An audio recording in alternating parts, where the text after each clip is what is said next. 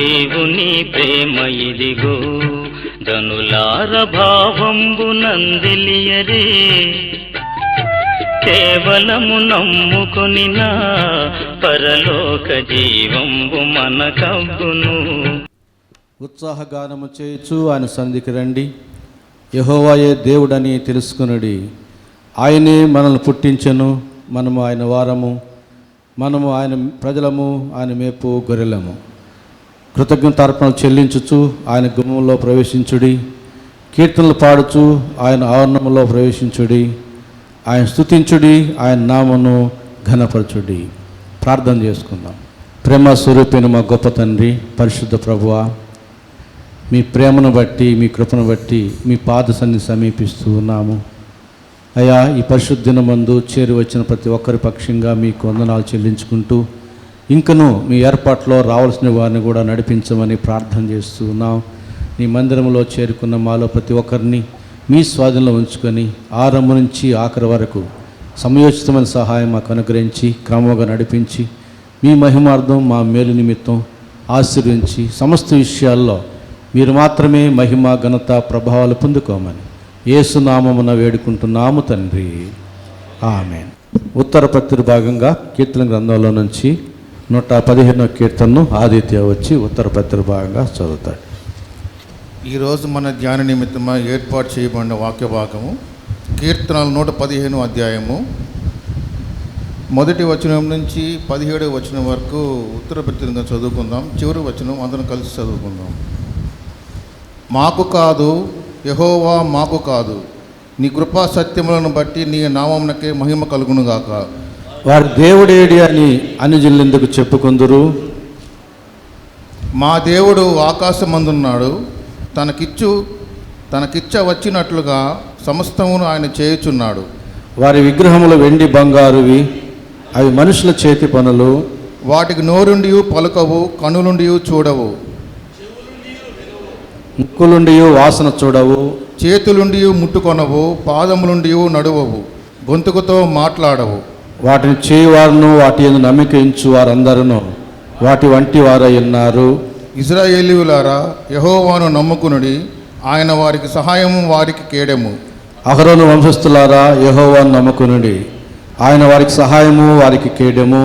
యెహోవా యందు భయభక్తులు కాలవారులారా, యెహోవా యందు నమ్మిక ఉంచుడి, ఆయన వారికి సహాయము, వారికి కేడెము. యెహోవా మమ్మను మర్చిపోలేదు, ఆయన మమ్మను ఆశీర్వదించును, ఆయన ఇజ్రాయేలును ఆశీర్వదించును, అహరోను వంశస్థులను ఆశీర్వదించును. పిల్లలనేమి పెద్దలనేమి తన యందు భయభక్తులు కలవారిని యెహోవా ఆశీర్వదించును. యెహోవా మిమ్మును మీ పిల్లలను వృద్ధి పొందించును. భూమి ఆకాశములను సృజించిన యెహోవా చేత మీరు ఆశీర్వదింపబడిన వారు. ఆకాశంలో యెహోవా వశము, భూమిని ఆయన నర్లకిచ్చి ఉన్నాడు. మృతులను మౌన స్థితిలోనికి దిగిపోవు వారును యెహోవాను స్తుతింపరు. మేమైతే ఇది మొదలుకొని నిత్యము యెహోవాను స్తుతించెదము. యెహోవాను స్తుతించుడి.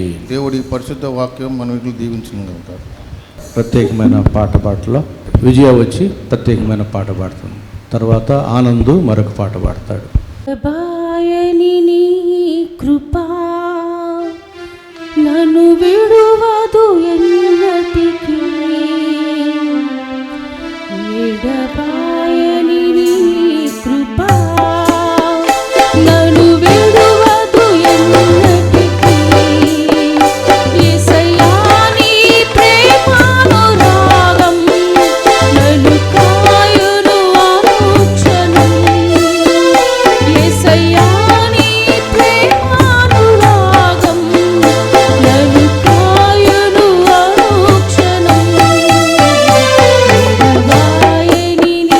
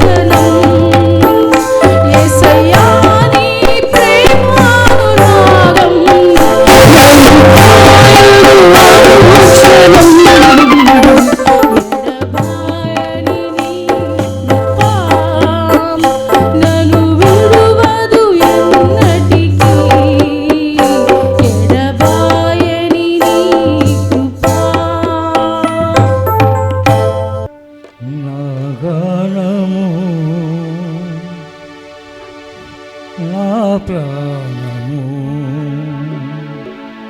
నీవే కదా స్వామి, నీవే కదా స్వామి యేసయ్యా.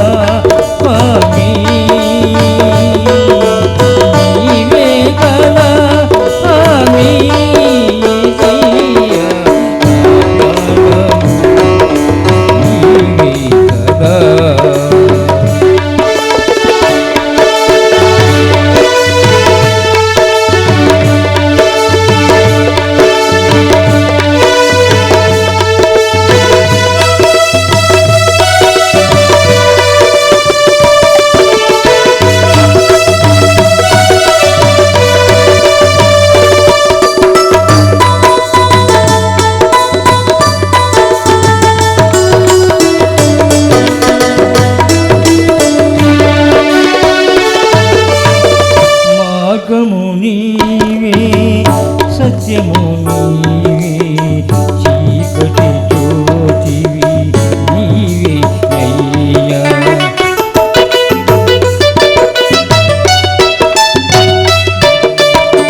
మార్గము నీవే సత్యము నీవే చీకటి జ్యోతివి నీవే అయ్యా సర్వము నీవై వెలసితివయ్యా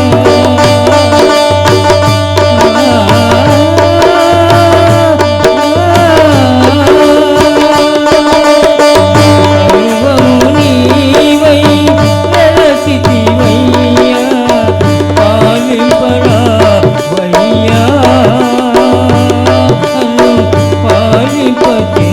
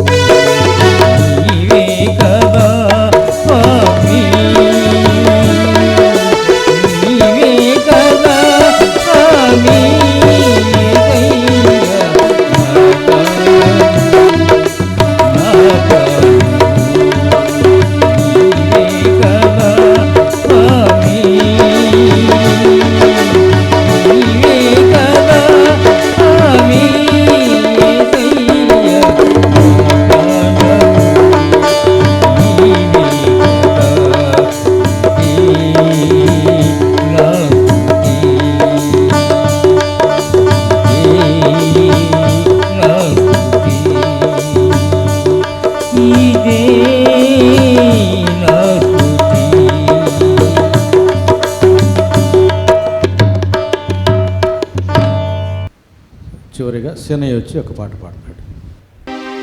సుందరవతి సంఘమా ప్రియుడేసునిన్ పరిణయమాడగా రానుండెన్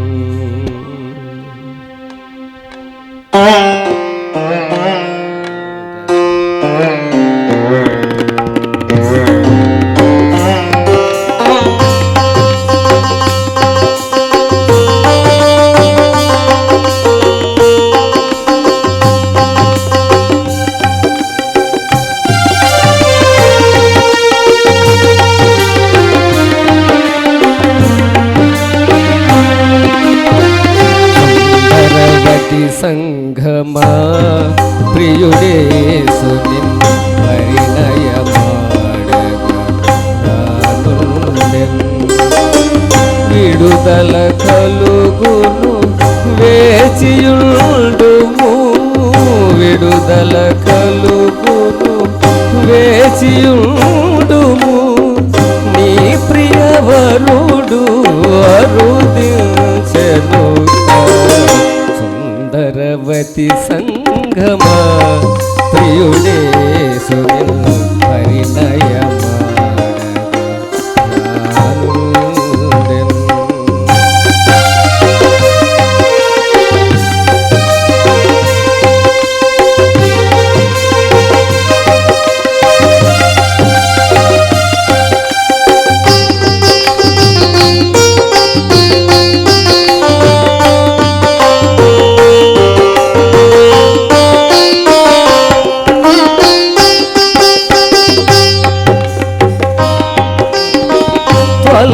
తొలగించుముని రాత్రి బలువలు ధరించుముని దివ్యాంబరములు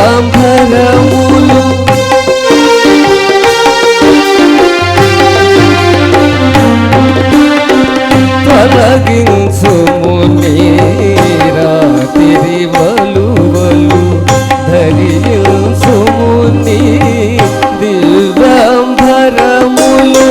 మురియును నీ ప్రభు నిల్లు చూడను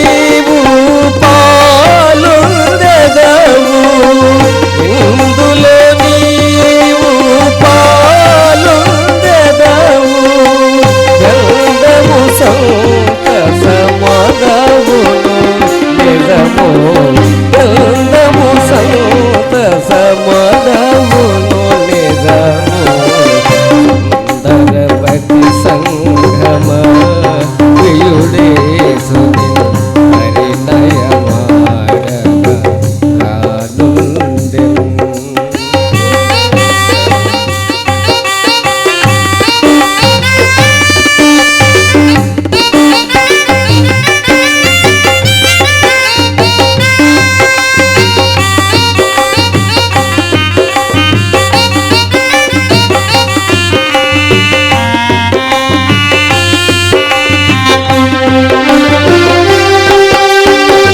అరుదించెనుగా మేఘరథములు పరమండలపు పయనము సేయ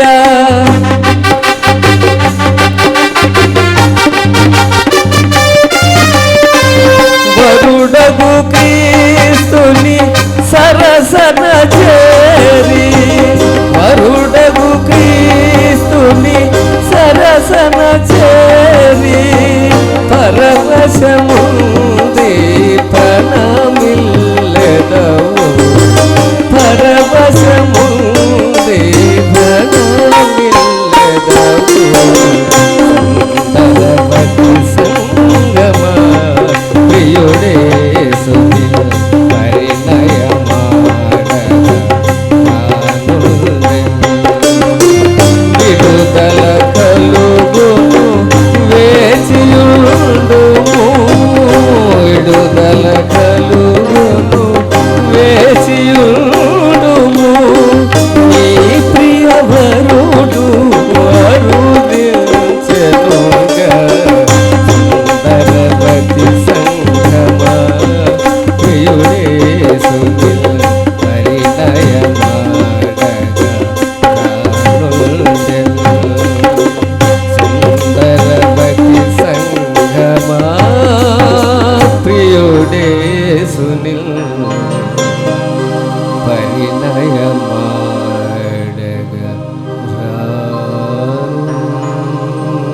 రానుండెను. Praise the Lord. మన ధ్యాన నిమిత్తం ఏర్పాటు చేయబడినటువంటి లేఖన భాగములను స్టెల్లా శాఖర్ గారు చదువుతుండగా దయచేసి సంఘం నిలుచుండాలని మనం చేస్తున్నాను. యెహోషువ గ్రంథం 7వ అధ్యాయం 16వ వచనం నుంచి 26వ వచనం వరకు ఉన్న వాక్య భాగం. యెహోషువ గ్రంథము 7వ అధ్యాయము 16వ వచనం నుంచి 26 వరకు చదువుకుందాం. కాబట్టి యెహోషువ ఉదయమున లేచి ఇశ్రాయేలును వారి గోత్రముల వరుసను బట్టి దగ్గరకు రప్పించినప్పుడు యూదా గోత్రము పట్టబడెను. యూదా వంశమును దగ్గరకు రప్పించినప్పుడు జెరాహీయుల వంశము పట్టబడెను. జెరాహీయుల వంశమును పురుషుల వరుసను దగ్గరకు రప్పించినప్పుడు జబ్ది పట్టబడెను. అతడును అతని ఇంటి పురుషుల వరుసను దగ్గరకు రప్పించబడినప్పుడు యూదా గోత్రములోని జెరాహు మునిమనుమడును జబ్ది మనుమడును కర్మీ కుమారుడైన ఆకాను పట్టబడెను.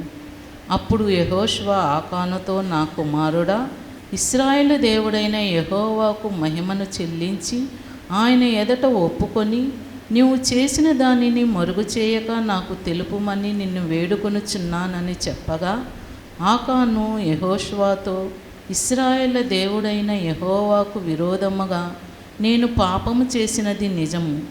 దోపుడు సొమ్ములో ఒక మంచి షీనారు పైవస్త్రమును 200 తులముల వెండిని 50 తులముల ఎత్తుగల ఒక బంగారు కమ్మిని నేను చూచి వాటిని ఆశించి తీసుకొంటిని. అదిగో నా డేరా మధ్య అవి భూమిలో దాచబడి ఉన్నవి. ఆ వెండి దాని క్రింద ఉన్నదని ఉత్తరమిచ్చి తాను చేసినదంతయు ఒప్పుకొనెను. అప్పుడు యెహోషువ దూతలను పంపగా వారు ఆ డేరా యొద్దకు పరిగెత్తి చూచినప్పుడు అది డేరాలో దాచబడి ఉండెను. ఆ వెండి దాని క్రింద నుండెను. కాబట్టి వారు డేరా మధ్య నుండి వాటిని తీసుకొని యెహోషువ యొద్దకును ఇశ్రాయేలు యొద్దకును తెచ్చి యెహోవా సన్నిధిని ఉంచిరి. తరువాత యెహోషువయు ఇశ్రాయేలు అందరూ జెరాహు కుమారుడైన ఆకానును ఆ వెండిని, ఆ పై వస్త్రమును, ఆ బంగారు కమ్మిని, ఆకాను కుమారులను కుమార్తెలను ఎద్దులను గాడిదలను మందను డేరాను వానికి కలిగిన సమస్తమును పట్టుకొని ఆకారు లోయలోనికి తీసుకొని వచ్చిరి. అప్పుడు యెహోషువ, నీవేళ మమ్మను బాధపరిచితివి, నేడు యెహోవా నిన్ను బాధపరచుననగా ఇశ్రాయేలు అందరూ వానిని రాళ్లతో చావగొట్టిరి. వారిని రాళ్లతో కొట్టిన తరువాత అగ్ని చేత కాల్చి వారి మీద రాళ్లను పెద్ద కుప్పగా వేసిరి. అది నేటి వరకు ఉన్నది. అప్పుడు యెహోవా కోపోద్రేకము వీడిన వాడే మళ్ళు కొనెను. అందుచేతను నేటి వరకు ఆ చోటికి ఆకోరు లోయ అనే పేరు. దేవుడు తన పరిశుద్ధ వాక్యం దీవించును. వాక్యమును యాకోబుకు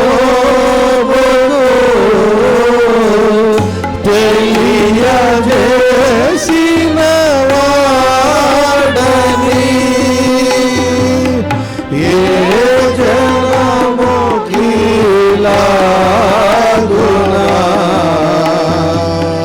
చేసి లేదని దేవునికి స్తోత్రము గానము చేయుటయే మంచిది మనమందర స్తుతి గానము చేయుటయే మంచిది.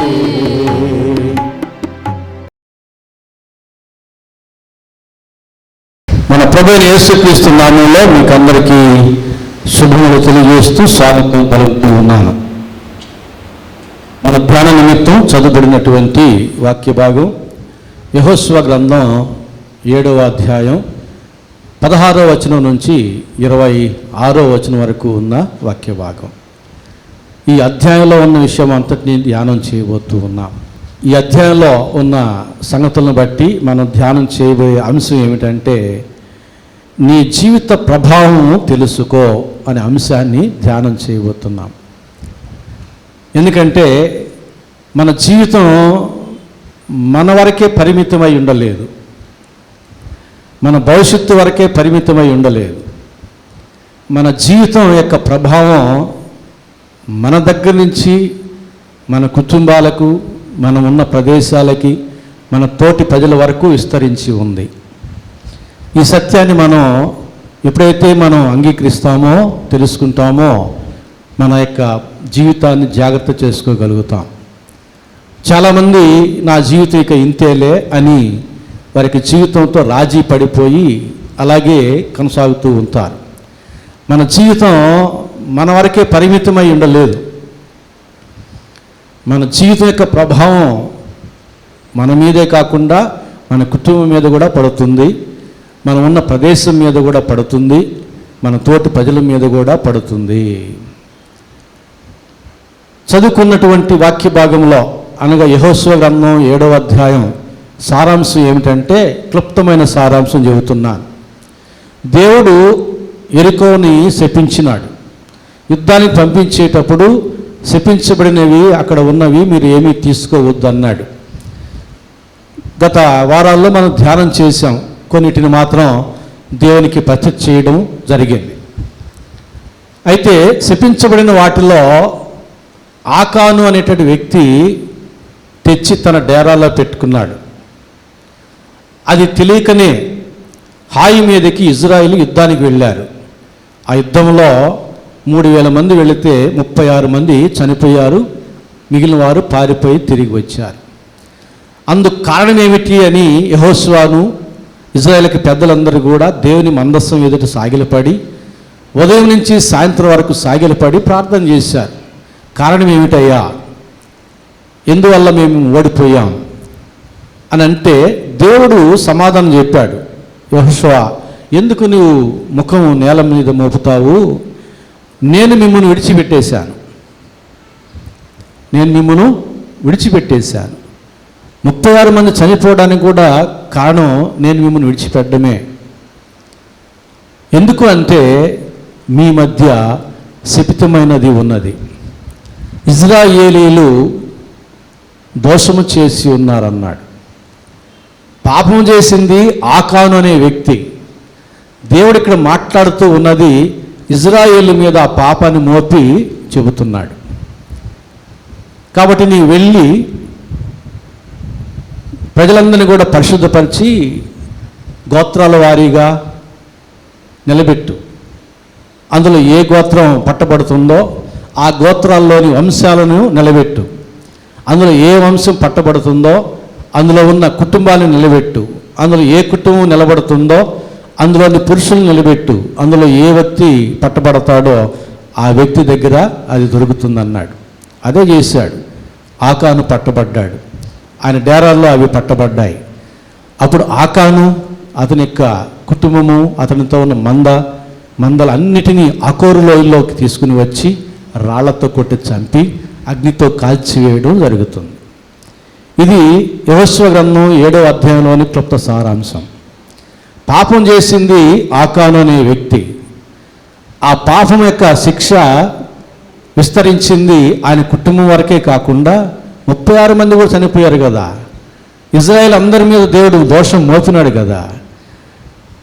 శపించబడిన వారిని శిక్షించబడిన తర్వాతే దేవుడు వారికి తోడై ఉండడం జరిగింది. కాబట్టి ఈ క్లుప్త సారాంశాన్ని మనం ధ్యానం చేస్తూ ఉండగా దయచేసి గమనించండి జాగ్రత్తగా. మన జీవితం మన వరకే పరిమితమై లేదు. మనం ఎలాంటి జీవితం జీవిస్తున్నామో అది మంచిదైతే ఆ మంచి మనకు, మన కుటుంబానికి, మన ప్రదేశానికి, మన ప్రజలకు కూడా వ్యాపిస్తుంది. మనం చెడు ప్రవర్తన కలిగి ఉంటే ఆ చెడు మనకు, మన కుటుంబానికి, మన ప్రదేశానికి, మన తోటి ప్రజలకు కూడా వ్యాపిస్తుందన్న సత్యాన్ని మనం జ్ఞాపకం చేసుకోవాలి. గమనించండి, ఇక్కడ యెహోషువ గ్రంథం 7వ అధ్యాయం 1వ వచనం చదువుతున్నాను. శపితమైన దాని విషయంలో ఇజ్రాయేలు తిరుగుబాటు చేసిరి. ఎవరు? ఆకాను తిరుగుబాటు చేశాడని చెప్పలే. శపితమైన దాన్ని తెచ్చి డేరాలు దాచిపెట్టింది ఆకాను. కానీ ఇక్కడ దేవుడు ఏమంటున్నాడు? శపితమైన దాని విషయంలో ఇజ్రాయేలీలు ఒక జనాంగం మీద నేరం మోపుతున్నాడు.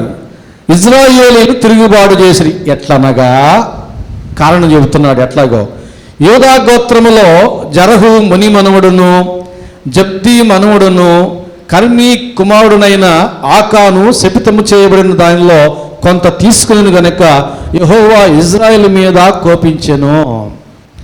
ముని మనమడు, కుమారుడు, చివరికి వ్యక్తి పేరు ఎందుకు చెప్పాడంటే అలాంటి పేరు కలిగిన వారు చాలామంది ఉండి ఉంటారు.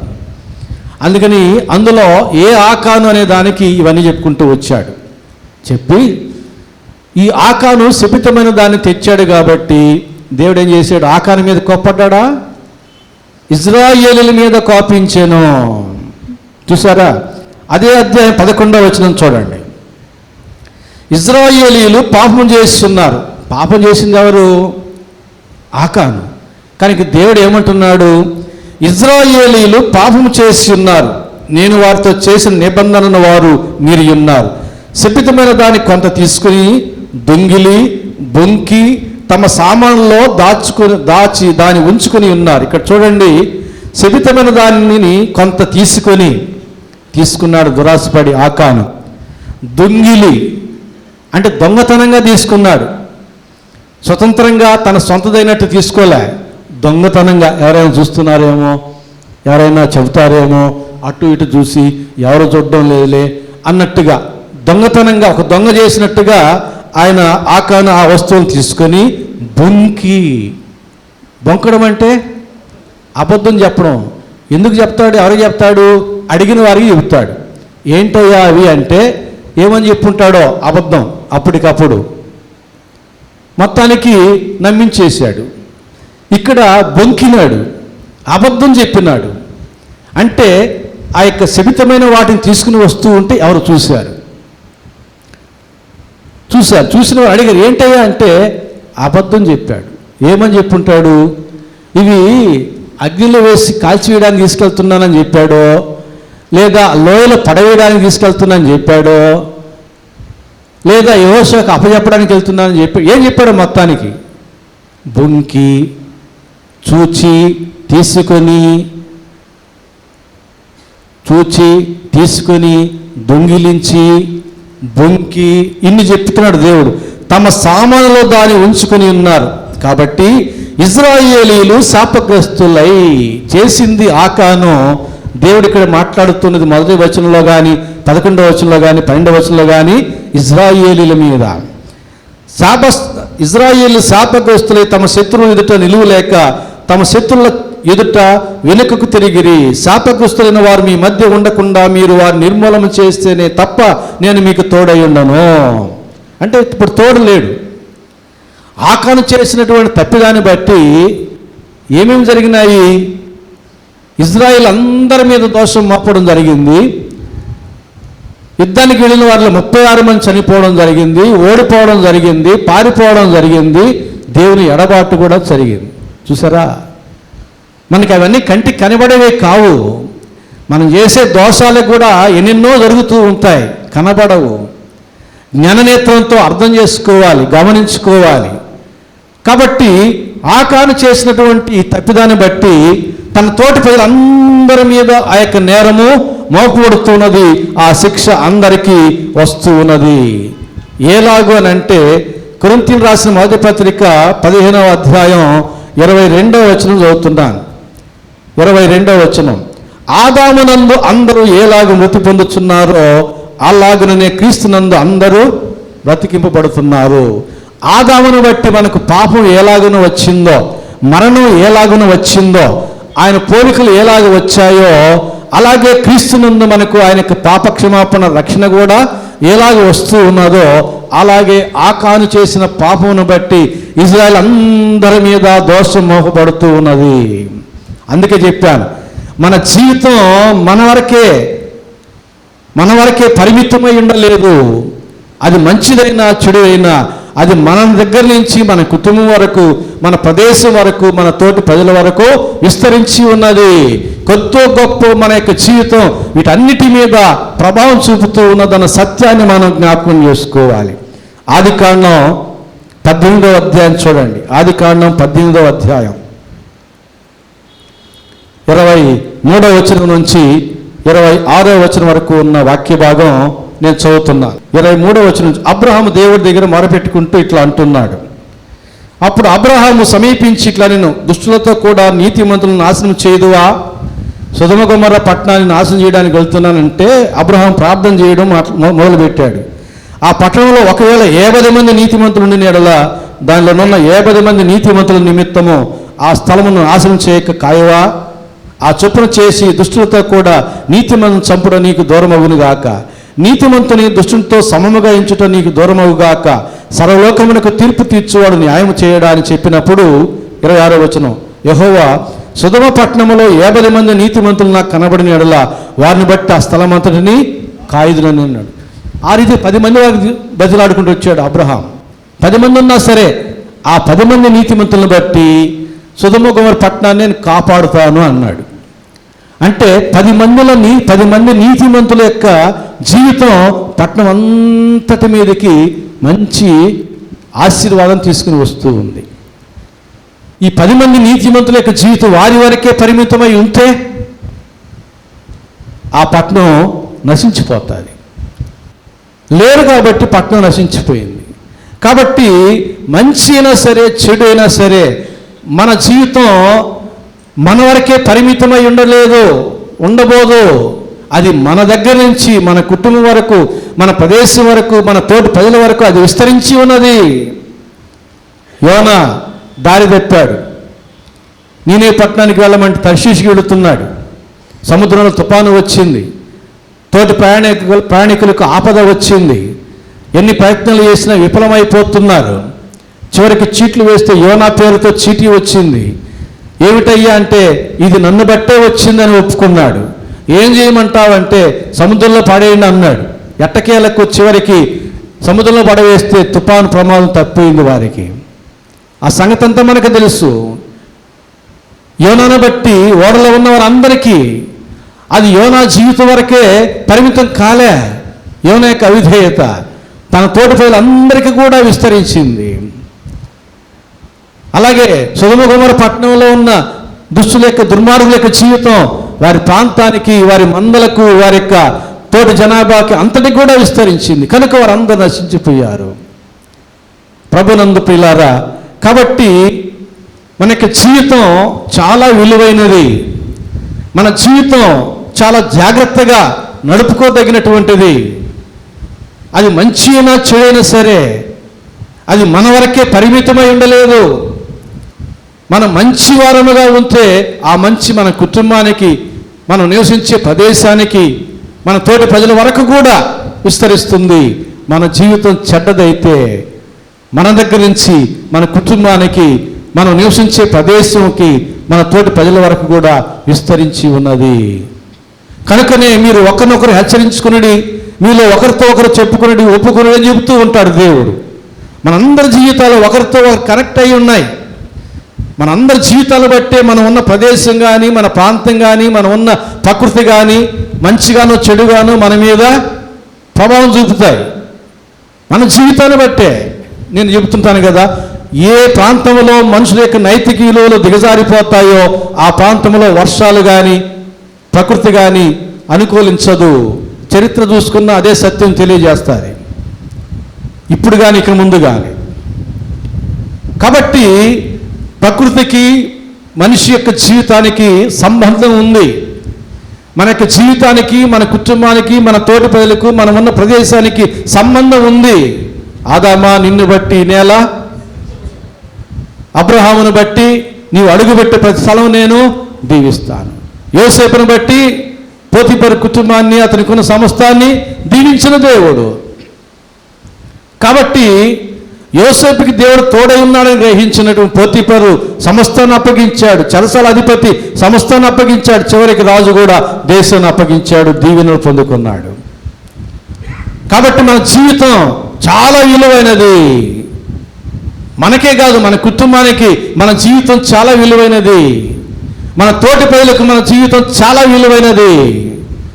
మనం ఉన్న ప్రాంతానికి మన జీవితం చాలా ముఖ్యమైనది. ఈ సత్యాన్ని మనం గ్రహించాలి.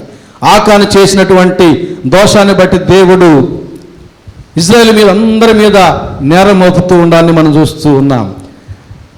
ఎప్పుడైతే హాయి మీదకి దండెత్తి వెళ్ళారు, ఈ సంగతి తెలియకుండానే 36 మంది చనిపోయారు. 3000 మందిలో మిగిలిన వారు పారిపోయి వచ్చారు. విషయం గ్రహించిన యెహోషువ ఇజ్రాయేలుకి పెద్దలందరూ కూడా మందసం ఎదుట సాగిలపడి ఉదయం నుంచి సాయంత్రం వరకు దుమ్ము పోసుకుంటూ ప్రార్థన చేస్తూ ఉన్నారు. అయ్యా, ఐగుప్తు దేశం నుండి మమ్మల్ని ఇందుకే తీసుకుని వచ్చావా? మా శత్రువులు మమ్మల్ని అందరినీ కూడా తుడిచిపెడితే నీ నామం ఏమవుతుంది? అన్నీ యెహోషువ ప్రార్థనలో ఉన్నాయి. మీరు చదివితే దేవుడు అప్పుడు, యెహోషువ ఎందుకు నేల మోపి ఉన్నావు? నీ ముఖం లేయి, శపితమైనది మీ మధ్య ఉన్నది. ఇజ్రాయేల్ అందరూ శాపగ్రస్తులై ఉన్నారు. నేను మిమ్మల్ని విడిచిపెట్టి ఉన్నాను.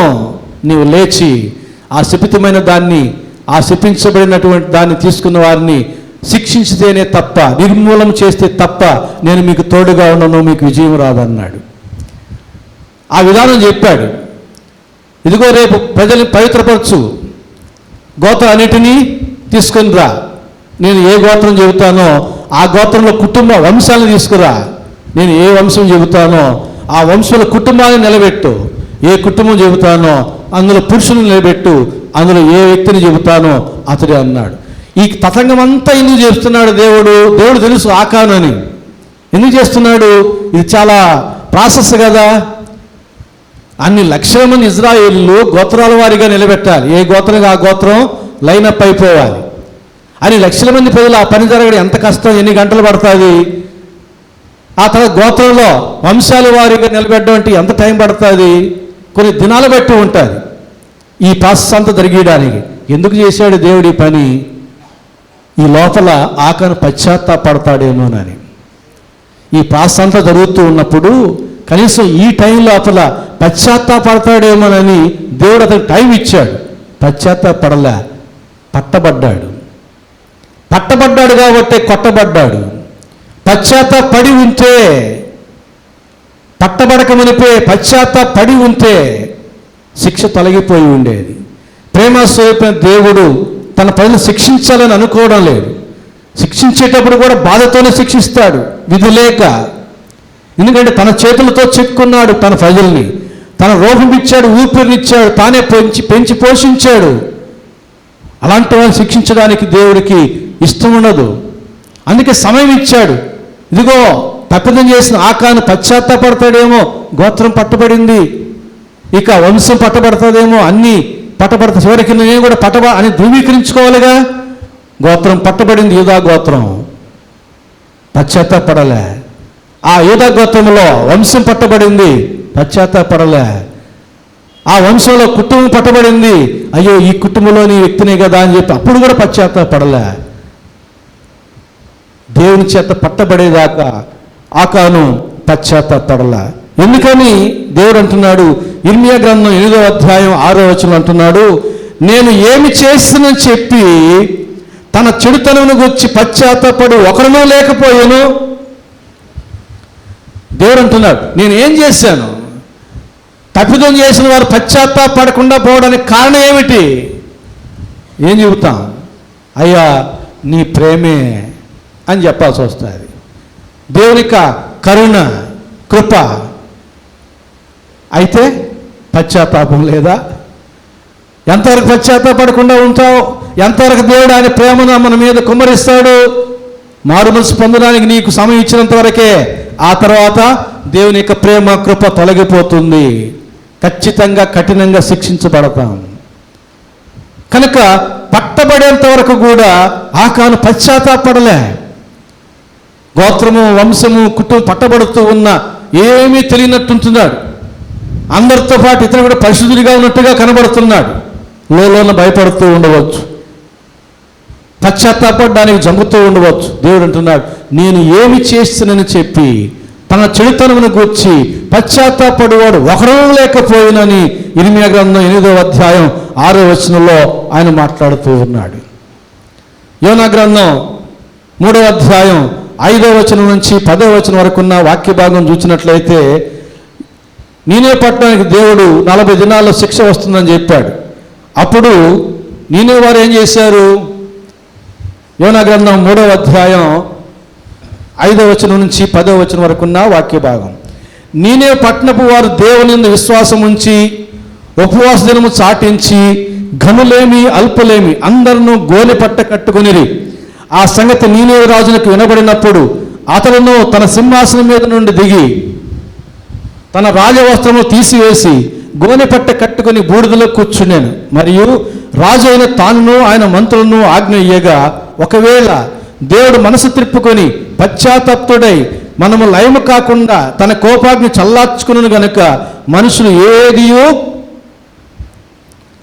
ఏదియో పుచ్చుకొనకూడదు. ఉపవాసం అంటే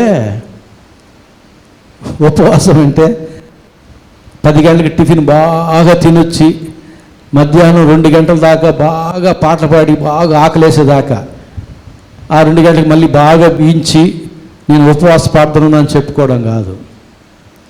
ఏది పుచ్చుకొనకూడదు. పశువులు కానీ, ఎద్దులు కానీ, గొర్రెలు కానీ మేత మేయకూడదు, నీళ్లు తాగకూడదు. మనుషులందరూ తమ దుర్మార్గములను, అది కూడా జరగాలి, తినడం తాగడం మానేయడమే కాదు, మనుషులను తమ దుర్మార్గములను విడిచి తాము చేయు బలాత్కారమును మానివేయవలెను. మనుషులేమి పశువులేమి సమస్తమును గోనెపట్ట కట్టుకొనవలెను. జనులు మనఃపూర్వకముగా దేవుని వేడుకొనవలెను అని దూతలు నీనే పట్టణములో చాటించి ప్రకటన చేసిరి. ఈ నీనే వారు తమ చెడు నడతలను మానుకొనగా వారు చేయుచున్న క్రియలను దేవుడు చూచి పశ్చాత్తప్తుడై వారికి చేయుదునని తాను మాట ఇచ్చిన కీడు చేయక మానేను. పడ్డారు. 40 దినాలకు శిక్ష వస్తుందని చాటించగా వెంటనే రాజు మొదలుకొని మందలో ఉన్న పశువుల వరకు అన్నపానములు మాని తమ చెడుతనమును, దుర్మార్గతను విడిచిపెట్టి మనఃపూర్వకముగా దేవుని తట్టు తిరిగినారు. రాబోయే శిక్షను తప్పించుకున్నారు. పశ్చాత్తాపడినటువంటి నీనే పట్టణస్థులు శిక్షను తప్పించుకోగలిగినారు. పశ్చాత్తాపడడం లేదు ఇక్కడ ఆకోను. దేవుడిచ్చిన సమయం అంతా కూడా నిర్లక్ష్యంగా ఉంటున్నాడు, ఏమి తెలియనట్టుంటున్నాడు, అందరిలో తాను ఒకడన్నట్టుగా ఉంటున్నాడు. తప్పు చేశాడు కదా, మనస్సాక్షి గద్దిస్తుంది కదా. అందరూ తప్పు చేసిన పట్టుకోవడానికి ప్రయత్నం చేస్తున్నారు కదా. అన్నీ తెలిసి కూడా నింపాదిగా ఉన్నాడు. ముందుకు వచ్చి అయ్యా నేను తప్పు చేశానని యెహోషువ ఎదుట, ప్రజల ఎదుట ఒప్పుకొని, దేవుని ఎదుట ఒప్పుకొని క్షమాపణ కోరి ఉంటే దేవుడు క్షమించేవాడు, శిక్షను తప్పించేవాడు. అతని ఇంటివారు, అతనితో ఉన్న మంద అన్నీ కూడా రాళ్లతో కొట్టబడి చంపబడి అగ్నితో కాల్చివేయడం జరిగింది. ప్రకటన గ్రంథం 2వ అధ్యాయం చూడండి. పశ్చాత్తాపడకపోతే దేవుని యొక్క కఠినమైన శిక్ష తీర్పు ఎట్లా ఉంటుందో. ప్రకటన గ్రంథం 2వ అధ్యాయం 20వ వచనం నుంచి 23వ వచనం వరకు ఉన్న వాక్య భాగం. అయినను నేను నీ మీద తప్పు ఒకటి మోపవలసి ఉన్నది. ఏదనగా తాను ప్రవక్తని నన్ను చెప్పుకొనిచున్న యెజెబెలు స్త్రీని నీ ఉండనిచ్చుచున్నావు. జారత్వము చేయుటకును విగ్రహములు బలి ఇచ్చిన వాటిని తినుటకును అది నా దాసులకు బోధించుచు వారిని మోసపరుచున్నది. మారు మనసు పొందుటకు నేను దానికి సమయం ఇచ్చుతుని కానీ అది తన జారత్వమును విడిచిపెట్టి మారు మనసు పొందనలదు. మారు మనసు పొందడానికి దేవుడు సమయం ఇచ్చాడు. ఆ సమయంలో మారు మనసు పొందలేదు. కాబట్టి ఏం చెప్తున్నాడు దేవుడు 22వ వచనంలో, ఇదిగో నేను దానిని మంచం పట్టించి దానితో కూడా వ్యభిచరించు వారు దాని క్రియల విషయమై మారు మనసు పొందితేనే గాని వారిని బహు శ్రమల పాలు చేతును, దాని పిల్లలను నిశ్చయముగా చంపెదను. అందువలన అంతరింద్రియములను హృదయములను పరీక్షించువాడను నేనే అని సంఘములు అన్నీ తెలుసుకును. మరియు మీలో ప్రతి వానికి వాని క్రియలు చొప్పున ప్రతిఫలము ఇచ్చేదను. ప్రభునందు ప్రియులారా, గమనించండి దేవుడు చెబుతున్నటువంటి మాట. మారు మనసు పొందడానికి సమయం ఇచ్చాడు.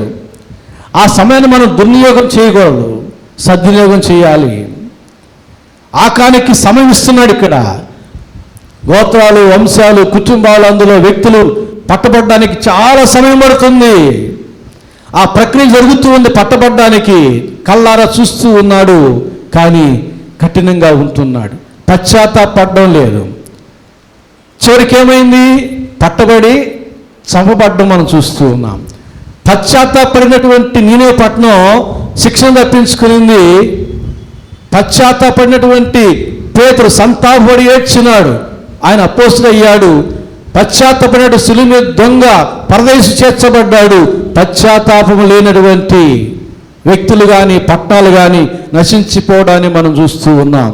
ప్రభునందు ప్రియులారా, కయ్యను దగ్గరికి కూడా వచ్చాడు దేవుడు. మారు మనసు పొందడానికి ఇంకా సమయం ఉండగానే ఆ సమయంలో వాళ్ళు మారు మనసు పొందుతాడేమో, పశ్చాత్తాపడతాడేమోనని దేవుడు ఒక చిన్న ప్రయత్నం చేశాడు. వచ్చి నీ తమ్ముడైన హేబేలు ఎక్కడ అన్నాడు. ఏమో నాకు తెలియదు, నా తమ్ముడు నేనేం కావాలన్నా అన్నాడు. మామూలు మనిషితో మాట్లాడినట్టు కొంచెం విసుగు చెందినట్టుగా మాట్లాడుతున్నాడు. ఏమో నాకు తెలియదు, నేనేం కావాలన్నా మా తమ్ముడికి అని అంటున్నాడు. దబాయించి మాట్లాడుతున్నాడు. మీ తమ్ముని యొక్క రక్తము నేల నుండి నాకు మొరపెట్టుచున్నది అనగానే అపరాధ భావముతో తలదించుకొని శపించబడిన వాడై అప్పుడు శాపం విన్నాడు. అప్పటికి అయిపోయింది సమయం, మారు మనసు పొందడానికి దేవుడానికి సమయం అయిపోయింది కదా. కాబట్టి దేవుడు శపించినాడు. అయ్యో నా దోష శిక్ష నేను భరించలేనంత గొప్పదని అప్పుడు విలపించినాడు. ఈ శిక్షను భరించట కంటే నేను చనిపోవడం మేలనుకున్నాడు. సమయం దాటిపోయింది. మారు మనసు పొందడానికి నీకు ఇచ్చిన సమయం దాటిపోయింది కయ్యను. కాబట్టి నేను నిన్ను శపిస్తున్నాను, నేను నీకు శిక్ష వేస్తున్నాను. తప్పదిక. ఆకాను సమయం దుర్వినియోగం చేశాడు, పశ్చాత్తాపడలేదు, పట్టబడ్డాడు కాబట్టి 7వ అధ్యాయం 12వ వచనం చూడండి. యెహోషువ గ్రంథం 7వ అధ్యాయం 12వ వచనంలో హాయి మీదకి వెళ్ళిన వారిలో ఎంతమంది చనిపోయినారో చూడండి. కాబట్టి ఇశ్రాయేలు శాపగ్రస్తులై తమ శత్రువు ఎదుట నిలువలేక తమ శత్రువు ఎదుట వెనుకకు తిరిగిరి. శాపగ్రస్తులైన వారు మీ మధ్య ఉండకుండా మీరు వారిని నిర్మూలన చేస్తేనే తప్ప నేను మీకు తోడై ఉండను. దేవుడి తోడు తొలగిపోయింది. ఆ 4-5 వచనాలు, 7వ అధ్యాయం 4-5 వచనాలు. కాబట్టి జనుల్లో ఇంచుమించు 3000 మంది అక్కడికి వెళ్ళిరి కానీ వారు హాయి వారి ఎదుట నిలువలేక పారిపోయారు. అప్పుడు హాయి వారిలో 36 మనుషులను హతము చేసిరి. దేవుని తోడు తొలగిపోయింది ఆకాను చేసిన పాపను బట్టి. తన ప్రజల్లో 36 మంది కూలిపోయారు ఆకాను చేసిన పాపను బట్టి. అదే అధ్యాయం 24వ వచనం నుంచి 26వ వచనం వరకు ఉన్న వాక్య భాగం.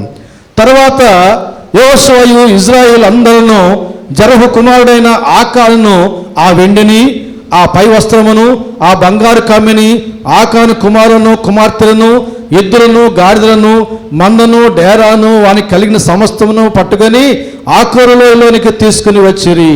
అప్పుడు యెహోషువ, నీవేళ మమ్మను బాధపరిచితివి, నేడు యెహోవా నిన్ను బాధపరచుననగా ఇజ్రాయిల్ అందరూ వారిని రాళ్లతో చావగొట్టిరి.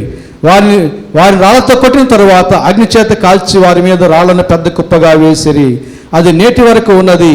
అప్పుడు యెహోవా కోపద్రేకము విడిచిన వాడై మళ్ళుకొనెను. అందుచేతను నేటి వరకు ఆ చోటికి అకోరు లోయ అని పేరు. యెహోషువ ఏం చెబుతున్నాడు చూడండి, 21వ వచనం. నీ ఒప్పుకోవాలి, ఇప్పుడు పట్టబడ్డావు కదా అని అంటే అప్పుడు ఒప్పుకుంటున్నాడు. ఏమని ఒప్పుకుంటున్నాడు చూడండి 21వ వచనంలో, దోపుడు సొమ్ములో ఒక మంచి షీనార్, అంటే దేవుని చేత చెప్పించబడినటువంటిది ఈయన దృష్టికి ఏం కనపడింది? మంచిదిగా కనపడింది. దేవుని దృష్టికి శపితమైనది, శపితమైన వాటిలో తీసుకుని వచ్చాడు. ఈయన దృష్టికి మాత్రం దేవుని దృష్టికి అది శపించబడింది, ఆకాశ దృష్టికి అది మంచిదిగా కనబడుతూ ఉంది. అవ్వకు కూడా అట్లాగే కనపడింది. చూపునకు రమ్యమైనది, ఆహారమునకు మంచిది నైనట చూచి చేతబొచ్చి తినిపించి ఈ లోకానికి పాపమును మరణాన్ని తెచ్చింది. ఇప్పుడు ఆకారం కూడా అంటున్నాడు, ఒక మంచి షీనారు పై వస్త్రమును, 200 తులముల వెండిని, 50 తులముల ఎత్తుగల ఒక బంగారు కమ్మిని నేను చూచి వాటిని ఆశించి తీసుకుంటుని. ఏమైపోయినాడు? తెచ్చినాడు. అతని యొక్క జీవితం యొక్క ప్రభావం అతని వరకే కాదు, అతని ఇంటి వరకు, అతని తోటి ప్రజల వరకు, అతనున్న ప్రదేశం వరకు విస్తరించింది. అలాగే మీరు గమనించినట్లయితే 2వ రాజుల గ్రంథం 5వ అధ్యాయం 23వ వచనం నుంచి 27వ వచనం వరకు ఉన్న వాక్య భాగంలో గెహజీ కనబడతాడు. నయమాన్ అనేటువంటి వ్యక్తి యెహోషువ ఎలీషా దగ్గరికి వచ్చి స్వస్థ పొంది తిరిగి వెళ్ళేటప్పుడు కానుకలు ఇవ్వబోతే వద్దన్నాడు. తిరిగి వెళుతూ ఉన్నాడు నయమాన్. గెహజీకి బాధేసింది, మా గురువు గారు ఎలీషా గారికి తెలివి లేదు, నేనైతే రహస్యంగా వెళ్ళి తెచ్చుకుందాం అనుకొని ఎక్కడికి వెళ్ళాడు, ఎట్లా వెళ్తున్నాడు చూడండి. 20వ వచనం చూడండి. అంతటి దైవజనుడైన ఎలీషాకు సేవకుడైన గెహజీ శ్రీనుడైన ఈ నయమాను తీసుకుని వచ్చిన వాటిని అంగీకరించుటకు నా యజమానికి మనస్సు లేకపోయాను, కానీ యెహోవా జీవముతోడు నేను పరిగెత్తుకుని పోయి అతని కలుసుకుని అతని యొద్ద ఏదైనా తీసుకుందని అనుకుని నయమాను కలుసుకున్నట్టుకై పోచుండగా నయమాను తన వెనక నుండి పరుగున వచ్చున్న వారిని చూచి తన రథం మీద నుండి దిగి వారిని ఎదుర్కొని క్షేమమా అని అడిగాను. అతను క్షేమమే అని చెప్పాను. కుష్ఠరోగాన్ని పోగొట్టుకున్నాడు ఎలీషా దగ్గర నయమాను. తిరిగి వెళుతున్నాడు. మామూలుగా వెళ్తాడా? గుర్రాన్ని దౌడు తీయించి పరిగెత్తించి ఇలా వెళ్తాడా? ఎంత త్వరగా వెళ్ళి కుటుంబానికి, బంధువులకి, స్నేహితులకి, తన రాజుకి తాను శుద్ధుడై ఉండటం చూచి సంతోషించడానికి త్వరగా వెళ్తాడు. గుర్రముల యొక్క రథముల మీద వెళ్తున్నాడు, దౌడు తీసి వెళ్తున్నాడు. దాని వెనకాల గెహజీ పరిగెత్తున్నాడు. వాస్తవానికి ఎవరి ముందు వెళ్ళాలి? గుర్రాలతో పరిగెత్తే రథమే వెళ్ళాలి. కానీ మనోడు గెహజీ పరిగెస్తున్నాడు. ఎంత పరిగెస్తున్నాడు తెలుసా? ఆ రథానికి 4 గుర్రాలు ఉంటే 4 హార్స్ పవర్ అనుకోండి. మనోడు పరిగెత్తున్నాడు 10 హార్స్ పవర్తో వెళ్తున్నాడు. కాబట్టి తనకంటే ముందుగా పరిగెత్తి వెళ్ళినాడు, రథాన్ని కలుసుకోగలిగినాడు. మనోడికి 10 హార్స్ పవర్ వచ్చింది, 4 హార్స్ పవర్తో వెళుతున్నాడు. రథాన్ని కూడా ఓడించే స్పీడ్తో వెళ్ళి, ఈయన సైన్యాధిపతి కదా, వెనక ముందు చూసుకుంటే ఇతడు పరిగెత్తా ఉన్నాడు. రథాన్ని ఆపి దిగి ఎదుర్కొని క్షేమమే. తర్వాత చూడండి, నా యజమానుడు నా చేత వర్తమానం పంపి ప్రవక్తల శిష్యుల్లో 2 యవనులు ఎఫ్రాయిము మన్యము నుండి నా యొద్దకు ఇప్పుడే వచ్చింది కనుక నీవు వారి కొరకు 2 మణుగుల వెండియు 2 దుస్తుల బట్టలను దయచేయమని సెలవిచ్చున్నాడు నేను అబద్ధం చెప్పాడు. అందుకు నయమాను నీకు అనుకూలమైతే రెట్టింపు వెండి తీసుకునిమని బతిమాలి 2 సంచుల్లో 4 మణుగుల వెండి కట్టి 2 దుస్తుల బట్టలను ఇచ్చి తన పనివారిలో 2 మీద వాటిని వేయగా వారి గెహజీ ముందర వాటిని మోసుకుని పోయి మెట్ల దగ్గరకు వారు రాగానే వారి యుద్ధ నుండి గెహజీ వాటిని తీసుకుని ఇంటిలో దాచి వారికి సెలవుగా వారు వెళ్ళిపోయి అతడు లోపలికి పోయి తన యజమాని ముందర నిలువగా ఎలీషా వారిని చూచి గెహజీ నీ ఎచ్చటి నుండి వచ్చుతని అడిగినందుకు వాడు నీ దాసునైన నేను ఎచ్చటికీ పోలేదు అనేను. బొంగుతున్నాడు, అబద్ధం చెబుతున్నాడు. తీసుకొచ్చి ఇంట్లో దాచిపెట్టి ఏమీ తెలియనట్టు నంగనాచిలాగా వచ్చి యజమాని ముందు నిలబడ్డాడు. ఎక్కడికి పోయావయ్యా అంటే, నేను ఎక్కడికి పోలే, నేను ఎక్కడికి పోతాను నిన్ను వదిలి, నీ దాసుని నేను ఎచ్చడికి పోలేదా నేను. అంత ఎలీషా వానితో, ఆ మనుషుడు తన రథము దిగి నిన్ను ఎదుర్కొంటకు తిరిగి వచ్చినప్పుడు నా మనసు నీతో కూడా రాలేదా? ద్రవ్యమును, వస్త్రములను, ఒలివ చెట్ల తోటలను, ద్రాక్ష తోటలను, గొర్రెలను, ఎడ్లను, దాసదాసీలను సంపాదించుకున్నట్టుకు ఇది సమయమా? కాబట్టి నయమానుకు కలిగిన కుష్టు నీకును నీ సంతతికిని సర్వకాలము అంటిండునని చెప్పగా వాడు మంచు వలె తెల్లనైన కుష్ఠను కలిగి ఎలీషా ఎదుటి నుండి బయటికి వెళ్ళాను. గెహజీ యొక్క జీవితం అతని వరకే పరిమితమై ఉండలేదు. అతని జీవితం అతని కుటుంబానికి, తన తోటి ప్రజలకు, అన్నిటికీ విస్తరిస్తుంది. ఇంట్లో దాచిపెట్టుకున్నాడు మంచి వెండి, మంచి వస్త్రాలు. కానీ వాటి ఫలితం ఏమైంది? నయమానికి పోయిన కుష్టు ఈయనకు వచ్చింది, ఈయన ఇంటి వారికి వచ్చింది, ఈయన సంతతి వారికి వచ్చింది, సర్వకాలానికి వచ్చింది. చూసారా మన జీవితం ఎంత ప్రభావం కలిగిందో చూడండి. మన జీవితం ఎంత ప్రభావం కలిగింది. మన వరకే పరిమితమై ఉండలేదు. మన భవిష్యత్తును ప్రభావితం చేస్తుంది మన ప్రస్తుత జీవితం. మన ఇంటి వారికి కూడా అది ప్రభావితం చేస్తుంది. మన తోటి ప్రజలకు, మనం ఉన్న ప్రదేశానికి కూడా ప్రభావితం చేస్తుంది. మన తోటి ప్రజలకు మనం మేలు చేస్తున్నామా, కీడు చేస్తున్నామా? మనం ఉన్న ప్రదేశానికి మేలు చేస్తున్నామా, కీడు చేస్తున్నామా? మన ఇంటి వారికి మేలు చేస్తున్నామా, కీడు చేస్తున్నామా? మన భవిష్యత్తుకి మేలు చేస్తున్నామా, కీడు చేస్తున్నామా? మన ప్రస్తుత జీవితాన్ని పరిశీలన చేసుకుంటే అర్థమయ్యే సత్యం అది.